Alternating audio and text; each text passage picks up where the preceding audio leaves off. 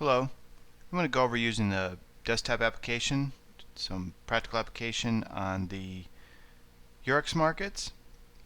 I'm going to focus on the BUND and the EuroStoxx today. In the BUND we see the markets in a bull trend. Bull trend is defined as a market that's making higher move highs, higher move lows.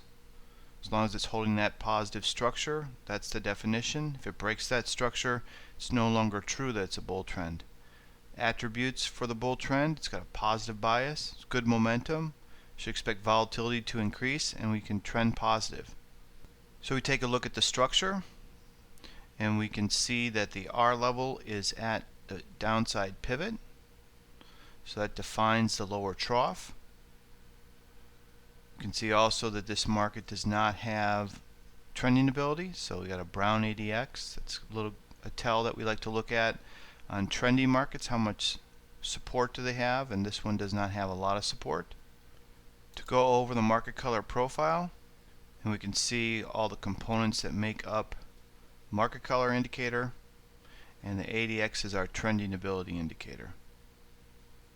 And when it's purple it's trending, when it's brown it's non-trending. You can also look at the plot of the MC value, and we can see that the market is at the lower end of the bull trend zone, and so we could use this DPR, this 157.99, as really the edge here of the neutral zone to the bull trend zone. So if we fail from this level, we'll be dropping back more into a neutral state. It's always good to kind of get a flow of the market state conditions over a 10-day period. So we look at the strategy themes, and with the R level below the market we have positive sentiment, and we can see that our optimal strategies are all about buying breaks above the R level, but also will engage above the directional and buy DIR breakout. So the idea is that if this market's ready to go, it should just go from the directional and start to trend higher and build positive structure. If we get a false breakout to the upside, we can execute a sell UP reversal. The market will have to take out the upside pivot and reverse back through it, or we get a sell R breakout, so we get a failure from the R level, and that would be a trigger that the market's in transitioning, and that will also break the structure of the bull trend. So we have our big picture. I'm going to use our Sierra Charts application, and what we're looking at now is a daily chart with the R level drawn on the chart. So this gives a good macro picture, and you can see that this market's been in this solid bull trend move, a little bit of a correction, and now we're back in the bull trend. Are we going to continue that bull trend? Well, we need to hold above 57.99 so that the market can break down to this level and it's still good. The directional is coming in at 158.33, so it's coming in just above yesterday's close. So we got yesterday's close, we got the prior session's close, so this 33.30 area is going to be a good zone for this positive momentum. So let's go to an intraday chart and take a look at how the price action performed today. On the opening, the market gaps higher above the directional, so within this zone here. So this is telling us that the directional is going to be a key level. The market's in a bull trend. It should perform like a bull trend. We're always monitoring price action within the market structure. So the price map represents the structure of the market. And now we're going to monitor how is price action behaving within that structure. And as price action moves higher on market structure, it should continue to hold the market structure points and climb the ladder if it's going to hold structure, just as price structure should hold higher move lows, higher move highs. So as we move forward,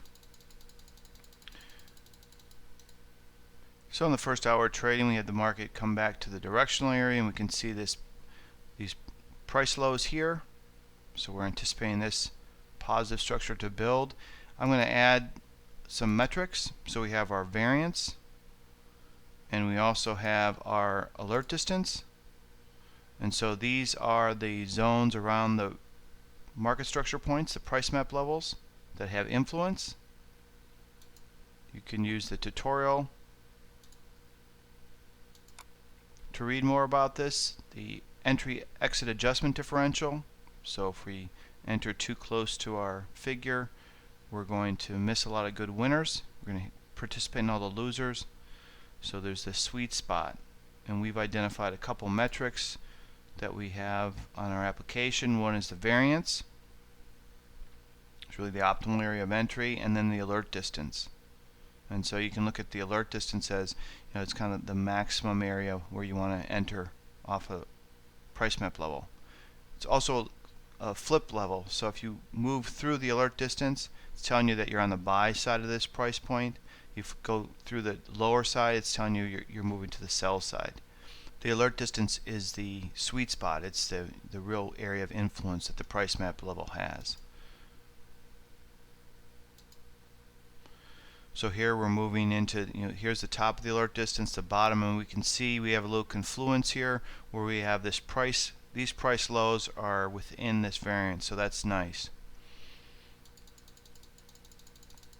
When you're using the variances, it gives you a little more confidence. You know that we have some price lows here.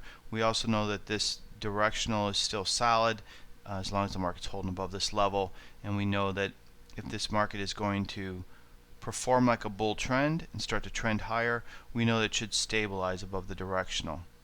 And if it does, we would anticipate it's going to trend higher and make a play for the upside pivot.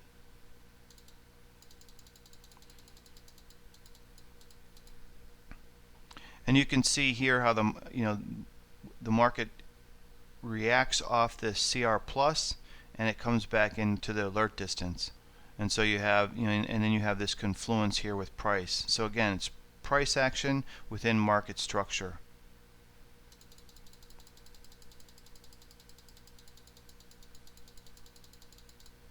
And so here we have a breach of the CR plus, and we get right up to the upside pivot. And we have positive price action that's building. So the market's performing like a bull trend, and we should expect nothing else. So we want to work this positive price structure. So we know that here's our first market structure point, our second market structure point. So we know that absolutely below the directional, the bull trend is going to break structure, and we have this price action here. So we can look at this low, and now we start to work these lows and these highs, and now we have a new high. And so we can use these lows as a structure low point.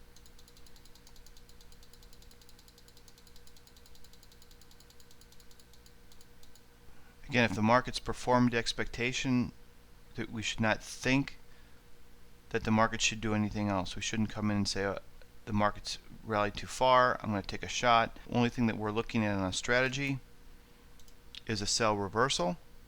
And so at this point, we can anticipate that the market's going to reject off the upside pivot, but the real trigger is a reversal. And on a reversal, we want to see it go through the alert distance. So now, if the market comes back down through the opposite side of the upside pivot, that would be considered a reversal.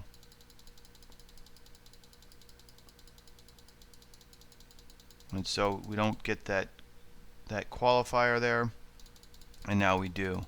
And so now we're in that reversal mode. A lot of times what will happen with the market is it'll just, after you have a reversal and it breaks structure, it can throw you into more of a digestive trade as well. And so from the start of the session, we have the market opening above the directional in a bull trend. So we're in line with this strategy theme. It holds price structure, it holds market structure, and it continues to hold price structure. When we're entering the market in this zone, and they gave us additional opportunities here, our target is 1 APMD to the upside pivot, if not 2 APMDs up to the UT1. So we're looking at the price structure. We get the breach here, and we can follow this positive price structure, and it's making higher move highs, higher move lows, and then at this point we're breaking some of that structure down. It's a little bit of a tell that it's losing its gas. Here it confirms a break in market structure, gives us that reversal, kind of puts us on the sell side of this upside pivot, putting us in the hedge theme, and it sells off to a half APMD, and that target would be back down to the directional. Nice thing about this application, we can take off these variances. We can also take off the minor levels, so we're just looking at the major structure points. And if we put the alert distance back on, gives us a pretty clean picture. And we had this bull trend engaged. It's engaged. It should just continue to scale. I mean, you could use a simple trend line here. You could follow that price action, and then here it's a tell that this trend is over. And absolutely, when we get a break back under these prices, it's telling us this positive momentum is over, and we shouldn't hope that the market's going higher. We should anticipate a corrective move, more of a hedge theme, if not this kind of action. So let's take a look at the EuroStoxx. So the EuroStoxx are in a neutral digestion. So expectations are more of a sideways trade. Neutral digestive trades can be the precursor to a breakout, so we need to be aware of that. But the attributes of a digestive trade are more of a churn in momentum. Things are more balanced, more of a range trade, and we're anticipating volatility to decrease. Again, this is setting the foundation of the condition. All the trading is going to take place on top of this foundation, and that foundation is neutral digestion. We can look at our indicator, and we can see that we have a lot of brown here, which is neutral, and we also have the R level below the market, so that gives us a positive, more of a positive buy break bias over a sell rally bias. We can see we are at the very top edge of the neutral zone, so this upside pivot is really the transition from neutral into the bull trend area, and we can see that the R level kind of matches up with the lower end because we have a big potential breakdown to the R level. So this gives us some good insight to how important this upside pivot area is going to be. Look at our strategies. We are going to fade momentum, sell UP fade, and that makes sense because we're at that cusp of neutral to positive trend, and we're also going to have some buy strategies, fading momentum into the R level, or we'll accept a buy reversal so that the market take out the DP and then enter on that reversal. And our hedge strategies are going to be breakouts and buy breakout above the upside pivot, and we'd expect that to have a little more oomph because it's going to push us into that bull trend zone. And the sell R breakout to the downside we wouldn't expect as much energy just because it's farther away. So let's take a look at the daily chart. So here coming into the session, we've got the upside pivot and the R level drawn on here. So this is the range expectation. So the market had a had a pretty decent shift, but technically on the indicator side it hasn't really engaged that positiveness. And so it's still more digestive, and this is our expectation for the digestive range. So shifting to an intraday chart, here's a 3-minute, and we have on the opening a gap lower opening down to the CR minus. What do we know? We know that this break can go all the way down to 34.38, and that's going to be where we want to buy it, or we're going to look to sell it higher. So at the moment we're in the middle. It's not that interesting. When we look at the critical range, this is important. We have our upside and downside pivot. We have the directional, which is the midpoint. It's kind of a rotational number. Above the directional it's leaning positive, making a play for the upside pivot. Below the directional it's leaning negative, making a play for the downside pivot, which is where we are now. This is really the full critical range, where we have the upside pivot, directional, downside pivot, and we have these interior CR plus and CR minus, and then these extreme critical range, extreme negative and extreme positive. And so right now we're opening up here, and there are certain attributes about this critical range that you need to be aware of. And you have, sometimes what will happen is the market, when it's going to have more of a real digestive day, it's going to digest and rotate within the CR minus, CR plus, rotating around the directional.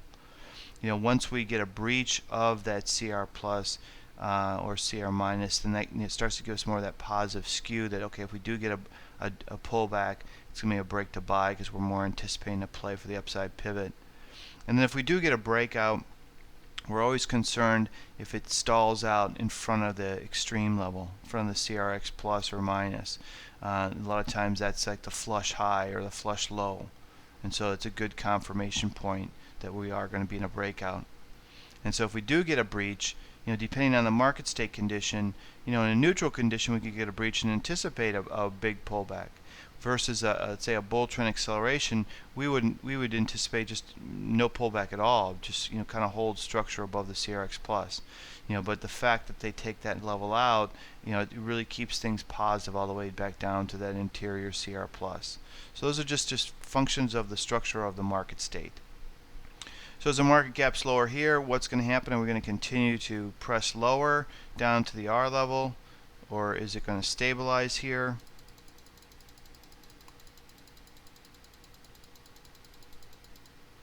This is just digestive action. We are in a neutral state. We're coming into this CR plus level. So now, if we take a look at this, are we anticipating a rejection here? Well, we're anticipating a rejection here at the upside pivot. And what's happened so far in the session? Well, we stabilized off the CR minus. We know the R level is below the market, so we have a positive bias, and the market has been building positive structure. So if it was not building positive structure and we had more of a hard break here, breaking structure, price action was kind of messy, we might anticipate a rejection here. But because we have a market that's starting to trend to hold the higher move lows, work higher move highs, in line with the positive bias, it's not as interesting of an opportunity to anticipate a rotational day at this time. And then here we have a play into the upside pivot. So I'm going to put on our metrics. Here's our variance, and here's our alert distance. And we can see the market continues to work positive structure. So this is a dangerous situation even to step into a fade. When you have a market that's building positive price structure within the market structure. We know that we're interested in a fade situation, but it's always something to hold back on a little bit, as if a market is just kind of working positive price structure into a level. So here we have a rejection at the variance, and we come back and we have another rejection at the variance, and at this moment we have a double top. So I'm going to draw a simple trend line here. The market's trending higher. I do want to fade the market against this level. I'd like to see some confirmation, some break in structure. What do I have going for me? I've got a market that's got a double top. It's an optimal strategy theme, so it's warranted to start stepping in front of this thing and start to fade it. But now I get a break in my structure, and I'm more interested in fading this market now. This market is performing to expectation. I'm in a sell UP fade situation.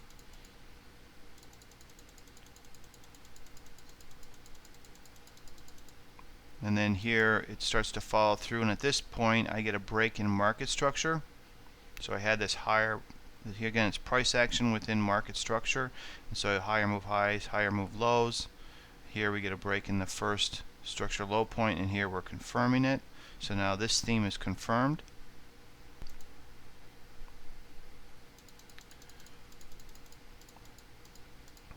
So now we can, if we're following this is the initial sell, and we could add on here where our expectation is the market's going to come down to the directional.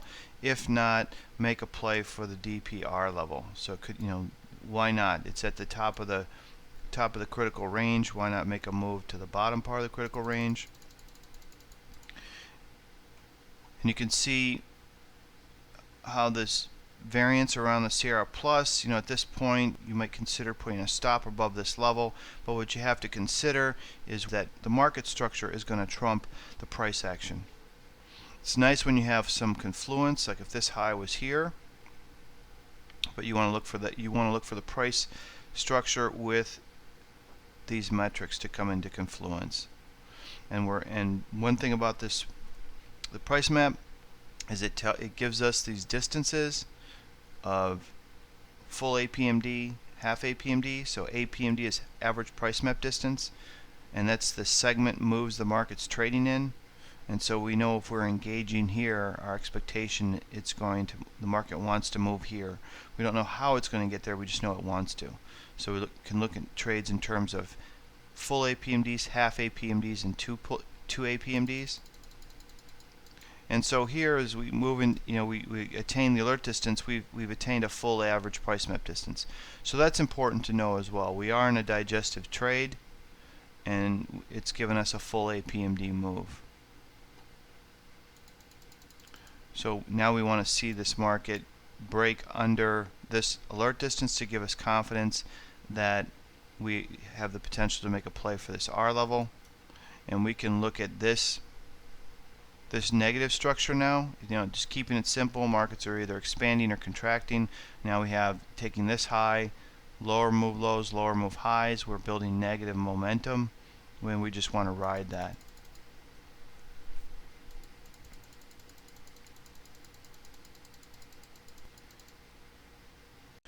So always looking at what is the market state condition. It's neutral digestion.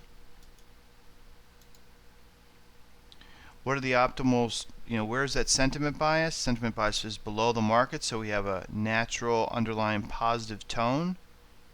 We are in neutral, so if the market is approaching the upper extreme, what do we want to do? We want to fade momentum into that level.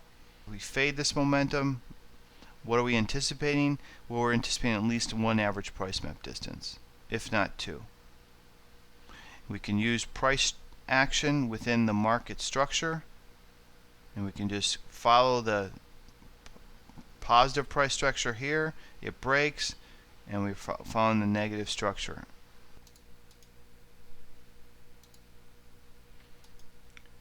It's always best to just keep it simple by understanding the market state condition, the structure of that condition, and then here in strategy themes, and then watching price action within that market structure. And the market provides tells of what it wants to do. Your job is to recognize the strategy themes that are in play and anticipate them. For more information, please contact us at info@jsservices.com. Thank you.